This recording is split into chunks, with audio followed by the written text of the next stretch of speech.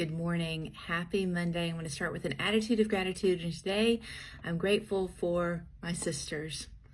I'm going to talk to you today about just doubting things. And I think sometimes we question and we doubt, and then we feel guilty for doing that. And, I see in the scriptures that we're not the only ones that do that. I think it's part of our nature, and maybe a positive thing to question and to seek out the truth in God's word for ourselves. And the one story that I want to kind of look at today, and I love Luke's account of this, is John. John's in jail. It's probably the end of his life.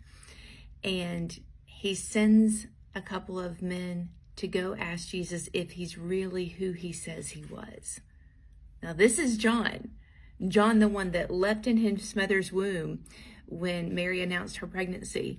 This is John, the one that paved the way for Jesus, right? That same one. And now he's like, I just want to be sure. I just want to be sure. So in my brain, I'm thinking us who've never seen Jesus, who have faith and who trust, but we see what he does for us, right? Compared to the one who walked with him, paved the way for him, knew of his coming before he was even born, it kind of gives me a little bit of reassurance that that's an okay thing to do. And the times that I've really researched and really questioned and really studied up and decided to not have my parents' faith, to have my own faith, which there is a point in time when that needs to happen, it's been really, really good because I've been in the Word so much more. In Luke 7 is where the story happens.